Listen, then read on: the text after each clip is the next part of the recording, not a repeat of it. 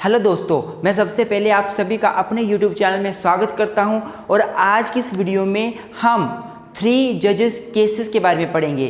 3 landmark cases के बारे में पढ़ेंगे जो कि ऑनरेबल सुप्रीम कोर्ट के जजेस के अपॉइंटमेंट से डील करते हैं, हाई कोर्ट के जजेस के अपॉइंटमेंट से डील करते हैं, कोलिजियम सिस्टम जो कि हमारे सुप्रीम कोर्ट के जजेस के अपॉइंटमेंट के लिए, transfer of the high court जजेस के लिए एक कोलिजियम सिस्टम बना है, उससे डील करते हैं। बड़े ही लैंडमार्क केस हैं दोस्तों। तो आइए आज की वीडियो की शुरुआत करते हैं। वीडियो शुरू करने से पहले आपसे रिक्वेस्ट है, प्लीज़ वीडियो को लाइक ज़रूर कर दें। अगर चैनल पे नए हो तो सब्सक्राइब अभी कर दें। हम लॉ के रिगार्डिंग महत्वपूर्ण कम्पिटिटिव एग्जाम्स के लिए वीडियो लेकर आते हैं, तो प्लीज़ हमारे चैनल को अभी सब्सक्राइब कर दें ताकि आपको आगे आने वाली वीडियोज़ की नोटिफिकेशन मिल सके। और साथ ही साथ हमारे मोटिवेशन के लिए लाइक ज़रूर करें। तो आइए दोस्तों वीडियो की शुरुआत करते हैं।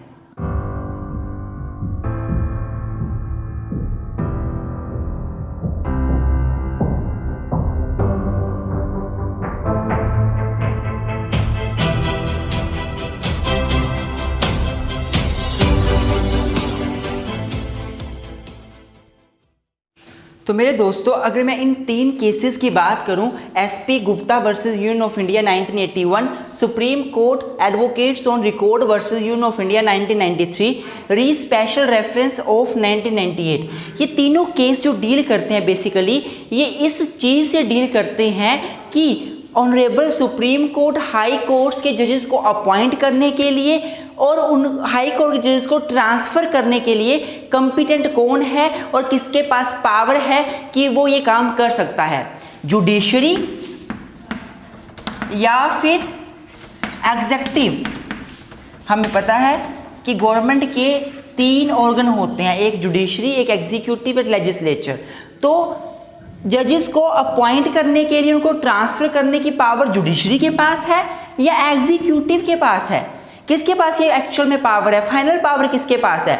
ये तीनों केसेस इसी क्वेश्चन से डील करते हैं। मेरे दोस्तों, मैं आपको बताना चाहूँगा कि article 124 of Indian constitution and 217 of Indian constitution, ये हमारे ऑनरेबल सुप्रीम कोर्ट के जजेस, हाई कोर्ट्स के जजेस, 217 हाई कोर्ट के जजेस, 124 सुप्रीम कोर्ट के जजेस के अपॉइंटमेंट ट्रांसफ़र से डील करता है, हाई कोर्ट जजेस के ट्रांसफ़र से डील करता है। तो क्वेश्चन ये राइज होता है कि वो कौन कर सकता है, ट्रांसफ़र कौन कर सकता है, अपॉइंट कौन कर सकता है। वैसे तो इन आर्टिकल्स में लिखा हुआ है कि जो हाई कोर्ट के जजेस होंगे, जो ऑनरेबल सुप्रीम कोर्ट के जजेस होंगे, वो अपॉइंट किए जाएंगे प्रेसिडेंट के जरिए। प्रेसिडेंट कौन है? वो एक एग्जीक्यूटिव का हेड है, वो एग्जीक्यूटिव का मेंबर है, वो अपॉइंट करेंगे। लेकिन बात साथ में लिखा हुआ है in consultation with chief justice of India. तो क्वेश्चन ये राइज होता है, in consultation with chief justice of India का मतलब क्या है? कंसल्टेशन का मतलब क्या है? अगर लिखा गया है कि प्रेसिडेंट जो है वो चीफ जस्टिस ऑफ इंडिया से कंसल्ट करेंगे, फिर जजेस को अपॉइंट करेंगे ऑनरेबल सुप्रीम कोर्ट के, तो क्वेश्चन ये है कि कंसल्टेशन का मतलब क्या है? क्या प्रेसिडेंट ऑफ इंडिया को सुप्रीम कोर्ट जो chief justice of supreme court है, चीफ जस्टिस ऑफ इंडिया है, उनके साथ कंसल्ट करने का मतलब क्या ये है कि उनकी बात को मानना ही पड़ेगा, या बस ये है कि हाँ भाई कंसल्ट कर लिया, बाकी प्रेसिडेंट ऑफ इंडिया अपनी मर्जी से, अपने विवेक से खुद अपॉइंट कर देंगे जिसको भी अपॉइंट करना है, बस कंसल्ट कर लिया, हाँ भाई एक बार बातचीत कर ली, या ये मतलब है? तो इन केसेस में इन्हीं क्वेश्चंस का जवाब दिया गया था। मेरे दोस्तों, आई होप आपको समझ आ रहा होगा मैं क्या बोल रहा हूँ। वीडियो अच्छी लग रही है लाइक जरूर कर दें। हाँ जी दोस्तों, तो सबसे पहले SP Gupta versus union of India 1981 का केस है, जिसको फर्स्ट जज ट्रांसफर केस भी बोला जाता है। इस केस में ऑनरेबल सुप्रीम कोर्ट ने बोला था कि कंसल्टेशन जो वर्ड यूज किया गया है 124-217 में आर्टिकल्स में, उसका मतलब जो है वो कनकरेंस से नहीं है। कनकरेंस का मतलब होता है सहमत होना। अर्थात अगर मैं बोलूं कि प्रेसिडेंट ऑफ इंडिया को चीफ जस्टिस ऑफ इंडिया से कंसल्ट करना पड़ेगा, तो इसका मतलब होगा सहमत होना पड़ेगा। इसका मतलब ये नहीं होगा। अर्थात प्रेसिडेंट ऑफ इंडिया कंसल्ट तो करेगा, लेकिन फाइनली प्रेसिडेंट ऑफ इंडिया के पास पावर है कि वो उस जज को अपॉइंट करे या ना करे जिसको कंसल्टेशन में हमारे ऑनरेबल सुप्रीम कोर्ट के चीफ जस्टिस ऑफ इंडिया ने बताया गया है, किन्हें रिकमेंड किया है।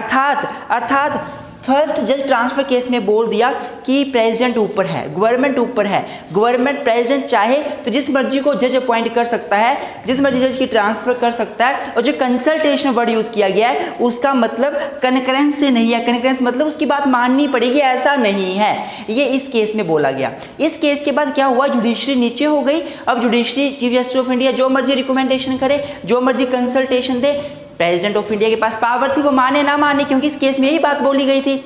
इसका डिसीजन दिया गया 4:3 के साथ। बाद में हुआ क्या, दूसरा केस है 1993 में supreme court advocates on record versus union of India.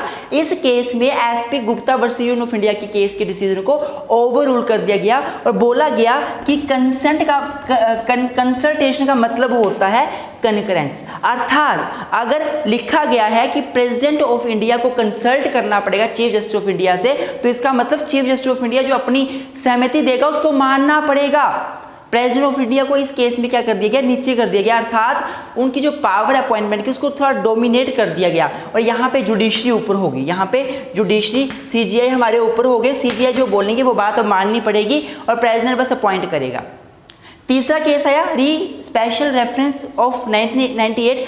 Special reference दिया गया था सुप्रीम कोर्ट के जजेस को डिसाइड करने के लिए कि इसका मतलब क्या है कंसल्टेशन का। बेसिकली कंसल्टेशन का ही मतलब यहाँ पे ये इन केसेस में बताया जा रहा है। तो इस लास्ट वाले केस में भी यही बोला गया कि जो supreme court advocate on record versus union of India case था, ये बिल्कुल सही डिसीजन है इस केस में, और इस केस में जो बोला गया है बिल्कुल सही बोला गया है। कंसल्टेशन का मतलब होता है कनकरेंस, अर्थात अगर प्रेसिडेंट को कंसल्ट करना पड़ेगा तो इसका मतलब क्या है, प्रेसिडेंट उनकी बात मानेंगे, उनके अनुसार काम भी करेंगे। किसके अनुसार, सीजीआई के अनुसार, चीफ जस्टिस ऑफ इंडिया के अनुसार। आई होप आपको समझ आ रहा होगा।